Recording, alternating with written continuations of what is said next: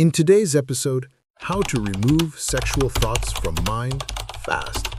The secret no one tells you. We'll explore ways to bring more clarity, calm, and mindfulness into your day. If you enjoy this video, don't forget to give it a thumbs up and hit that subscribe button so you won't miss any of the inspiring stories and wisdom we'll share next. Once upon a time, high on a quiet mountain, there was a small Buddhist monastery. Life there was simple, almost timeless. The wind whispered through the pine trees, birds sang at dawn, and silence filled every corner. In this peaceful place lived a wise master with only a few devoted disciples. Their days were spent in meditation, in study, and in practicing mindfulness. They had very little, but their hearts were full. One day, a new disciple arrived. He was young, sincere, and full of enthusiasm. His eyes carried the eagerness of someone searching for meaning, yet it was clear he was still new to the path. Just like many of us when we start something life-changing, we bring energy and hope, but the real test comes later, when challenges quietly appear. The young disciple didn't know it yet, but his greatest challenge would not come from the outside world. It would rise from within his own mind. Each morning, the young disciple walked down the mountain to the nearby village, carrying his alms bowl. This was not only a practice of humility, but also a way to connect with the community. One day, as he knocked on the door of a house, a young woman appeared. She had just finished her bath, her hair still wet, her face glowing with freshness. The young monk had never seen such beauty before. His eyes lingered, his heart stirred, though he quickly bowed and accepted the food with gratitude. But something had changed inside him. The next morning, though monks were taught to visit different homes, he returned to the same door. Again, the woman welcomed him with kindness. And again, her image followed him back to the monastery, alive in his mind. Soon, visiting her became his silent obsession. One morning, he arrived too early. The woman, with gentle respect, asked him to wait until after her bath. As she walked toward the river, the disciple hesitated, then quietly followed. Hiding behind a tree, he watched her. Guilt tugged at him, yet the pull of desire was stronger. And so, a pattern began. Day after day, he repeated this secret ritual, watching, hiding, taking alms, while his inner world grew darker. His mind was no longer calm. Meditation felt impossible. Conversations with fellow monks faded away. The image of the woman consumed him. And isn't this so similar to what happens in our own lives? A small thought, a little temptation, can start as something harmless. But if we feed it, it grows, it takes root, and suddenly it steals our focus and our peace. The young disciple was about to learn that the most difficult battles aren't fought outside, but within the mind itself. It didn't take long for the wise master to notice something was wrong. The once bright disciple had grown distant, distracted, and restless. His meditation was shallow, his eyes often lost in thought. The master, patient but watchful, decided to see for himself. One morning, he followed the young monk down the hill. From a distance, he saw the truth. The disciple, hiding behind a tree, secretly watching the young woman bathe. The master's heart sank.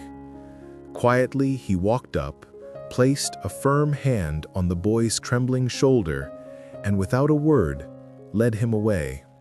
They walked in silence until they reached a stagnant, muddy pond. The master looked at him calmly and said, "Step into the pond and come back." Nervously, the disciple began removing his robe.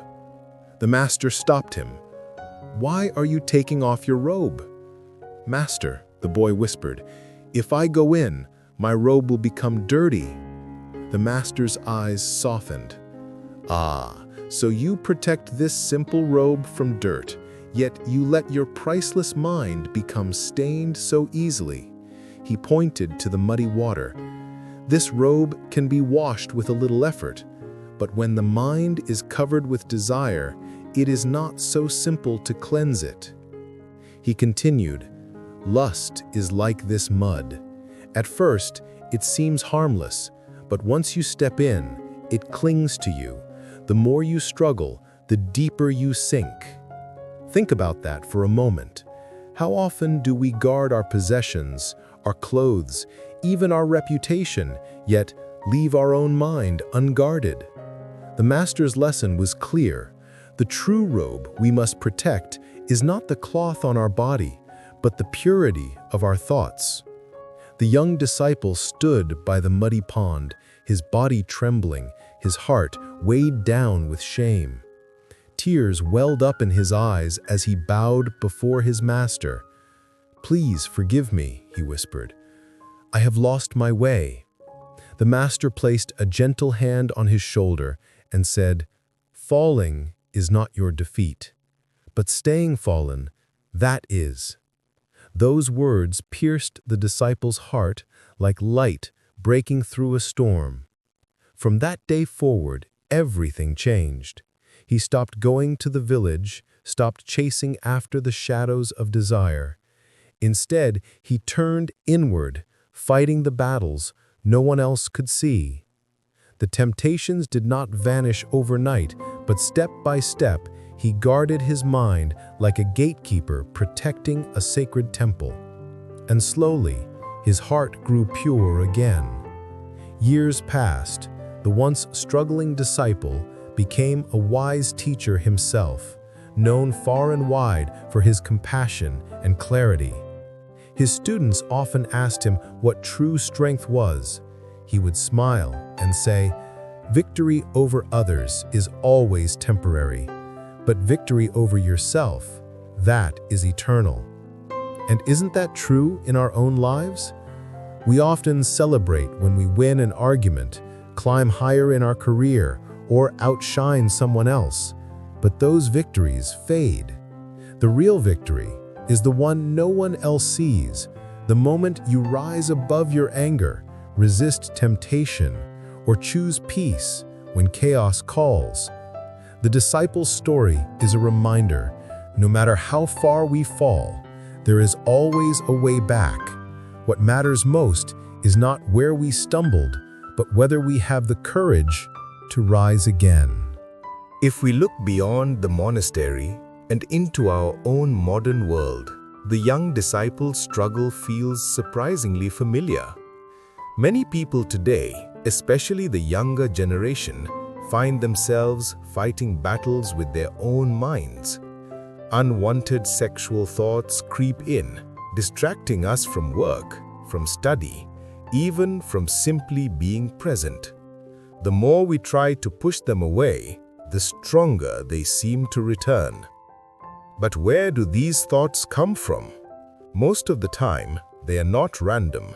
They are seeds planted by what we've seen, watched, or imagined in the past.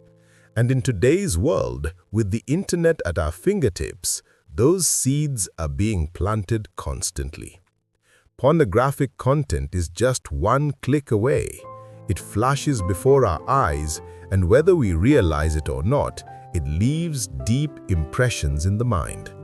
Later, those images replay again and again, like a movie stuck on repeat, making us feel as though our thoughts are beyond our control.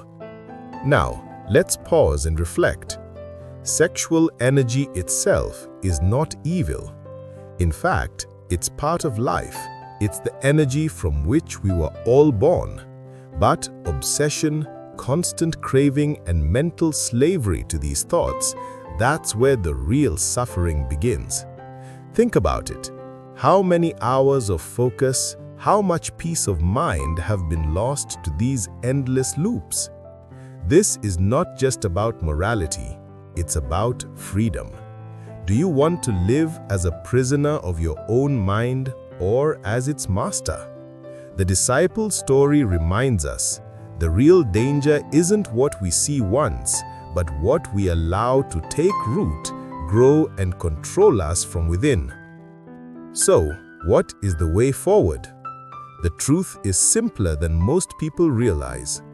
If you stop feeding your mind with explicit or vulgar content, the thoughts will slowly begin to fade on their own.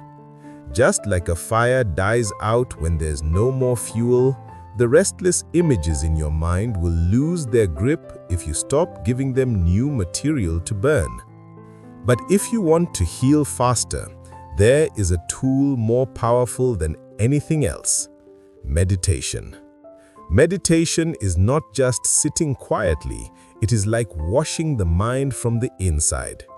Every time you close your eyes and return to your breath, you begin to erase old impressions, layer by layer. With practice, clarity returns. Calmness replaces restlessness. Inner strength begins to grow, and the mind starts to feel light and free again. Think of it this way.